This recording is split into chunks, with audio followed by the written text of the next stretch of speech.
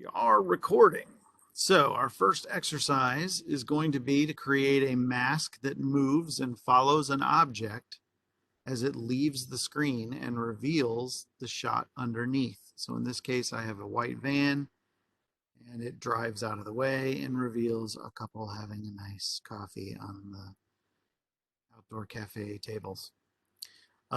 So if you still have access to the project we were working with in After Effects last week, then I would open it again. The project I had you start last week was called Transitions, and I would count this as a transition. So I would build this comp inside that project. If you are on a new system, if you don't have access to the project you made last week, then I would make a new project in After Effects called Transitions. And if it's your second one, then call it Transitions 2 or something. But the point is, let's keep them bundled so that years from now you can pull these up and they'll all be organized. So this is our last of our transitions sort of exercise. Once you have the project up and running, you're going to want to create a new composition. So I'm going to go to the composition menu. I'm going to hit new composition, and I'm going to call this car pass. I have a couple of them, so I'm going to actually put a 4 at the end of mine. You don't have to do that. We're still working in 23976. We're working in 1920 1080, and a duration of about 10 seconds is fine. So that's what we've been using. But again, if you're on a new system or a different one than you've been using, then maybe those aren't set for you. So here's your chance to set those. 10 seconds, basically 24 frames a second. Full HD at 1920 1080, and square pixels and all that kind of stuff. All right, so I have a new car pass thing. Now, if you are working out of the project we worked out of last time, then you should have already imported in footage for the exercises that we did last time.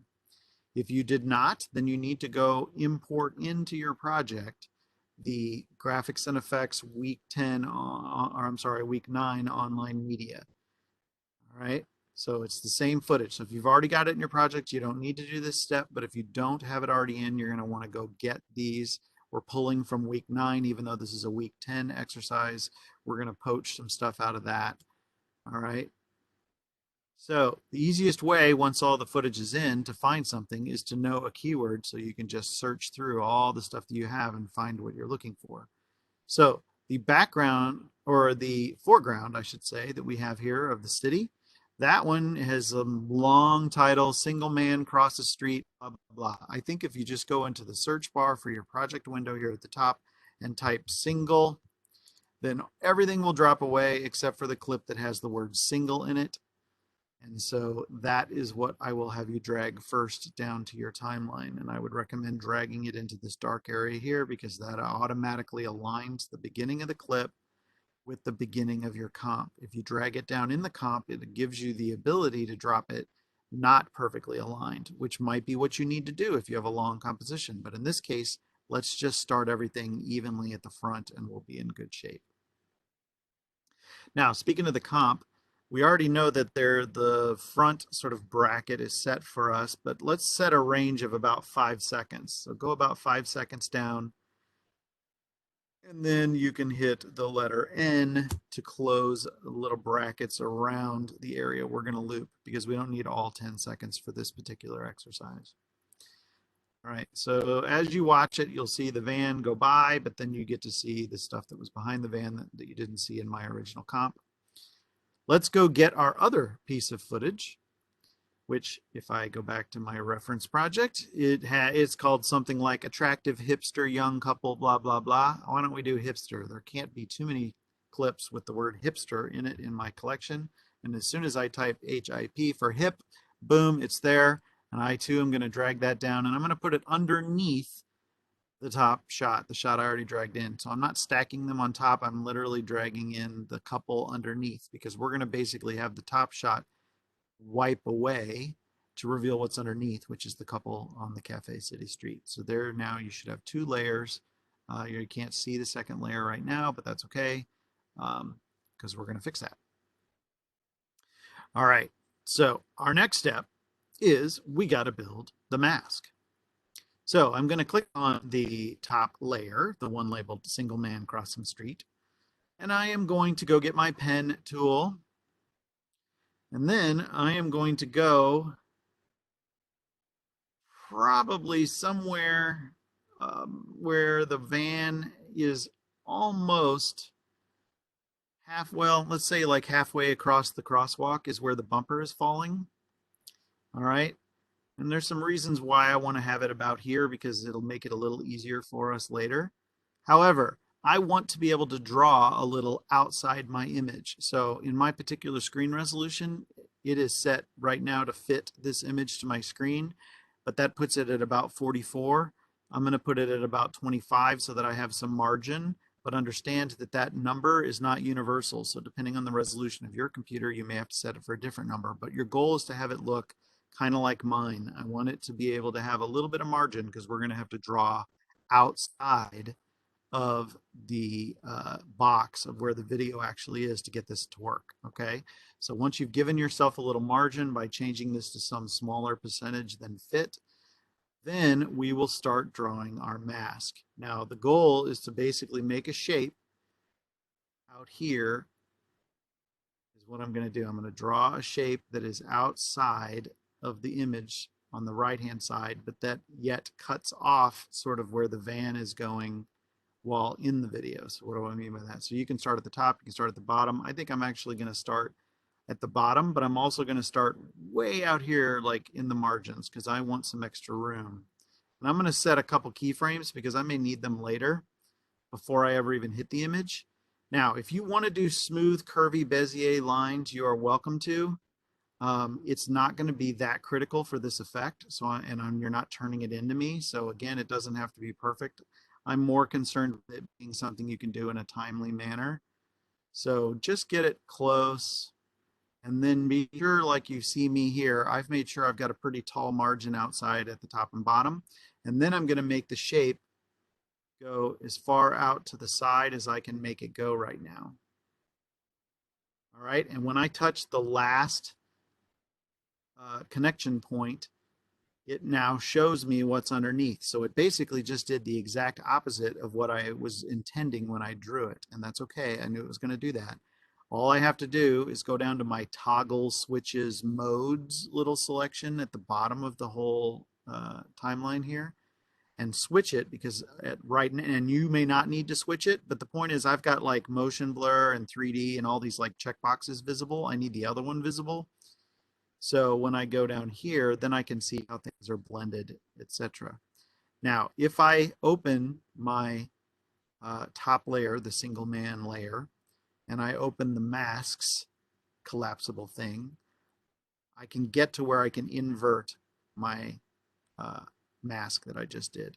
So when I hit invert, boom, now it's doing what I expected. I can see the van and I can't see what's behind the van because it's actually the shot that's coming into frame. So this is the way it needed to be, but we needed to get this up so that it would be there when we uncollapsed everything. All right, so this is where it gets to be not fun at all. I'm going to open the mask controls, and I am going to click on the mask path if it isn't already selected, okay? What did you And hit to invert it again? Sorry. to invert it, there is an inverted button here that will show up when you uncollapse this layer and mine down into the mask controls. There's an inverted box that needs Oh, under checking. in the shape layer. Yes, well, in the top layer, in your single man crosses street layer, Shoot, mine came up as a shape instead of a mask, I think. then you didn't draw a mask, you were drawing a Oh, shape on a shape layer. whoops. So you may need to redo that. Okay. Um, just make sure like you can collapse your layers and take whatever one is labeled shape and get rid of it and go back into your single man layer and then do the pen tool and redraw what you have to draw. Okay. I think you have to go back that far. I'll slow down a little bit so you can catch up. Yeah, I'll do a real rough one. Yeah, we can refine it as it goes. It doesn't have to be perfect. All right, so the dance we're going to do once you see it like this is we need to move one frame at a time forward and back as needed to move this mask in time with the van. It is as arduous as you would expect. The nice thing is we don't have to redraw our mask. It's going to assume in the next keyframe that your mask is shaped the same, but it actually will probably need some adjustments. So when you want to move a single dot, if you have drawn your entire shape, then we can get off the mask tool, or I'm sorry, the pen tool, and we can go back to the selection tool, which is the arrow in the top left-hand corner, or you can hit the letter V. So I have selected the normal pointer again. Now, if one of these dots that I drew is not perfect, I can move it. I can just change the shape of my mask just a little bit and make it a little bit better, a little more accurate. However, when we jump to the next frame, we're going to want to move the entire mask. So how does that work? Well, let's start by saving this sort of original frame, because this arguably should be the best shaped masks we built, because we did it, by hand right there on this frame. So we're going to go to the mask path, and we're going to click on the stopwatch to set our first keyframe under the mask path, right where we are, looking exactly like it does now. Now, you want to go let's go backwards first. I know it seems a little odd, but I think it's good for the example to go backwards first. So if your keyboard has page up and page down, that will take you forward and back one frame at a time. All right. So when I say we're going to go backwards, we're going to let that van essentially move back to the right and fill the frame. All right, so go to the frame right before the frame we just drew, and then you'll notice that, of course, the van has moved, but your mask has not, and we want it to move. So how do we move the entire mask at the same time? Well, if you click on the mask path label here on the left-hand side for that layer, you'll notice that all your little connection points are not circles anymore, they're squares. And that means that if you grab one of these squares, the entire mask will move without changing shape. It literally just allows you to pick the whole thing up and move it back a little bit, which is probably at least the beginning of what you're going to have to do.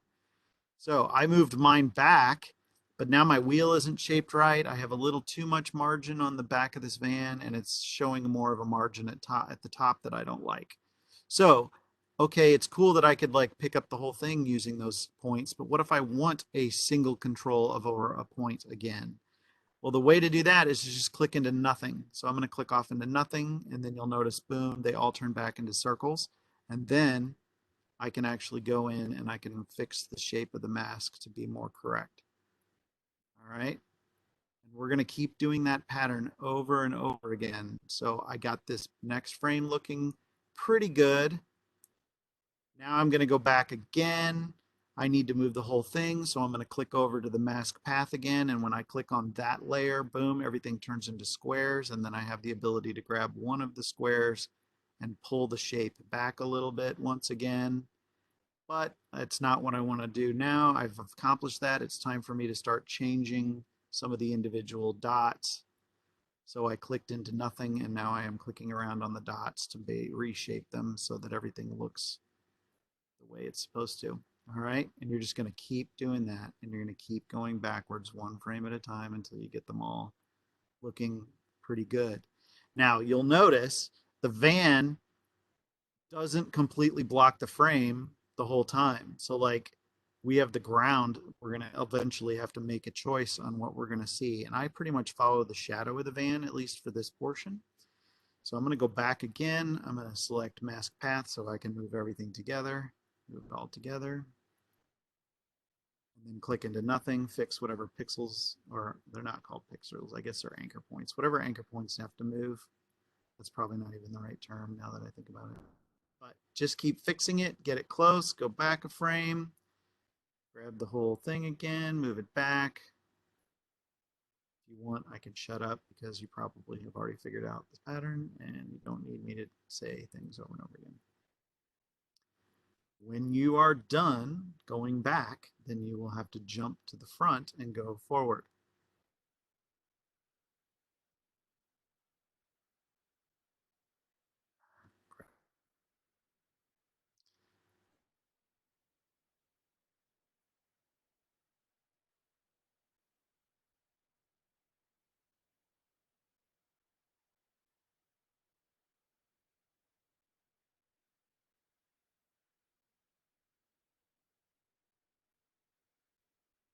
fun. It's exciting. It's pen tool attributes. Just going to keep going back. So we're gonna have to adjust it theoretically since this is like 3 seconds in, 48, 72 times. Something like that. I mean, I don't think it's that many because the only once it goes Oh, the other right. Yeah, that direction, never moves. then we won't have to make any adjustments. And you'll notice like here I'm on a frame right now and the frame before the same shape works, the frame before the same shape works. You get lucky eventually if you get the angle of the rooftop right and the angle of the ground right. You pretty much can just let it be for a little while, which is part of why I have you do this one first. Then you have to start figuring out where the wipe is going to cheat on the top.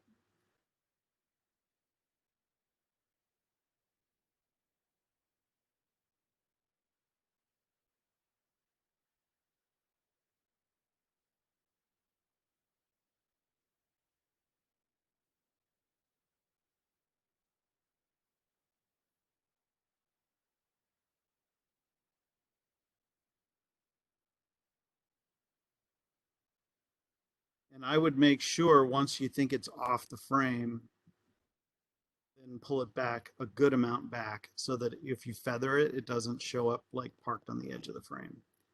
But here we have it coming in. It worked pretty well. It sort of cheats with the rooftop. I guess I could try to fix that because the rooftop does touch, but I don't think it's a problem. All right, and then I'm going to go back to my first one and I'm going to start dealing with going the other direction. So that keyframe looks great. That one looks terrible. Go forward. You'll notice as it comes to us, because of proportions, it needs a lot more adjustment than backwards, which is part of why I have you go backwards first, because it's a little easier to get your head around before you have to start doing it this way, where you have to pretty much fix everything or else it looks really bad. But I'm going to tell you, it is remarkably forgiving when something moves through the frame this fast. It really,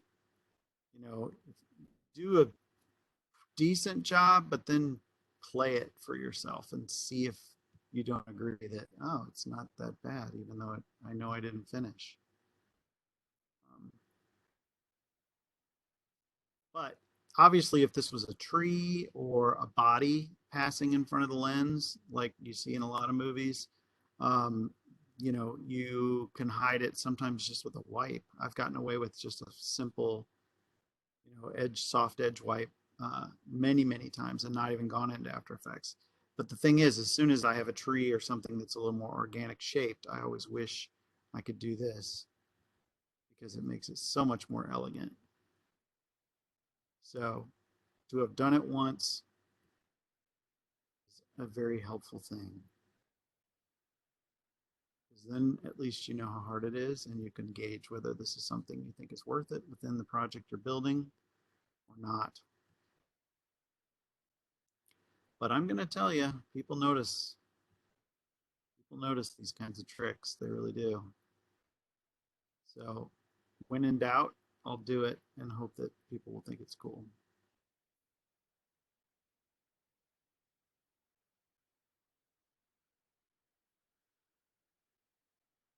Now you'll notice I'm starting to run into what could be a dangerous thing here as the van is going by.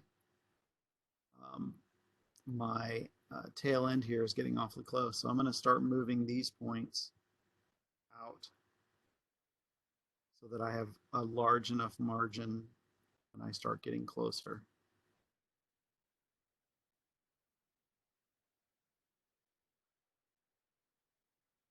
Uh, so exciting.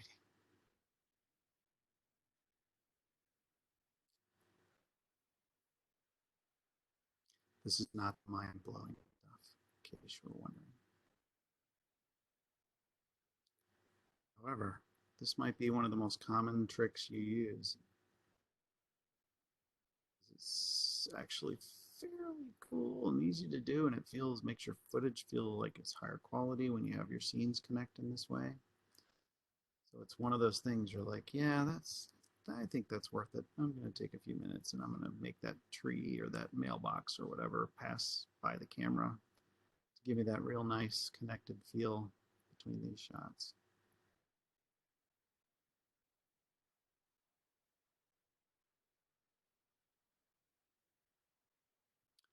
Almost done. Hopefully you're not far from done. Shape, it's amazing. You don't think a van is going to change shape much as it sort of comes at you, but it does. It really does. The scale changes on the front at a different rate than the back, and you've got to be able to do that. Now, there are some motion tracking tricks that can do some of this, but I'm going to tell you, especially as I've become more familiar with the motion tracking capabilities. Stop. The motion tracking capabilities of After Effects. Doing it by hand is still probably the best bet when it comes to something like this. All right, so now my shape has completely overtaken the image. Make it a little bigger so everybody can see what I did. Oh, it comes in. Ground sort of precedes the van. Got this sort of triangle of the ground coming in, almost like a shadow. You can see the shadow of the van, so I kind of cheat and bring in the ground early. Worked pretty well.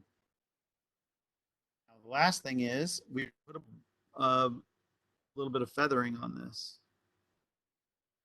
So mask feather is right underneath mask path. You do not need to keyframe it. You can just say, I want to feather the whole thing the same way.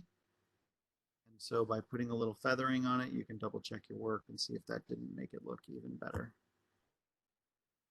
I like to click down into nothing so it turns off my mask line so that I can actually see what it really looks like and judge appropriately. Yeah, that's not terrible. Not great, not terrible. Now, as you're finishing that up, I want to reinforce a point here. So we took the time to mask this top layer. Hooray for us. But we actually already, in the way that this is built, have essentially already decided what our two shots are going to be, right? We brought in our two shots. We have the van shot and we have the couple shot. You know, maybe that's making too many decisions at this stage. So what you could do is you could sort of do this. You could do an export and go, boom, I connected my two shots. Yay, me. Or you could say, you know, why don't I just turn off the bottom shot? Let this wipe onto nothing and then export it with an alpha channel. Then when you bring it into Premiere or you give it to your editor to use in Premiere, they can wipe the van, use the van to wipe on any shot they want. So you've left that decision to them. There's no reason you have to composite, you know, the next shot in. I think it's smart to sort of know if the two shots work together or not. I try to usually, you know, give it to my graphics guys, give them both. But I'll tell them, hey, just wipe it on and let me put whatever underneath I need to put underneath. Because what if, like, this is a moment, this is a scene, and he says a certain line here, and the director in the 11th hour goes, you know, I want a different take of him saying that line.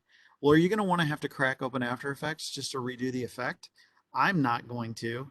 I'm much more inclined to say, hey, I'm just going to export it with an alpha, and then I can swap out whatever I want there. We know how to do that, right? We did it last week. ProRes 4444, the fourth four, and then turn on RGB and alpha when you export, and it'll work. So, something to consider when building something like this. Maybe you don't even know yet. Maybe you shot a shot with a body swipe in front of it or a mailbox or the corner edge of something, and you even don't know yet where it's going to go. You can start taking that shot in here and, you know, doing your mask ahead of time before you even get that far in the edit and just know, oh, I have two versions of the van driving by shot. The original, where we actually don't have a transition, and then the one I built that has a transition in it. The point is, keep your options open. and it will save your butt in the 11th hour. I can almost guarantee it. Because building everything in After Effects and having to re-export it all is pain. And sometimes is unavoidable. But when it is avoidable, you're going to kick yourself for not thinking about that. All right. I'm going to stop recording.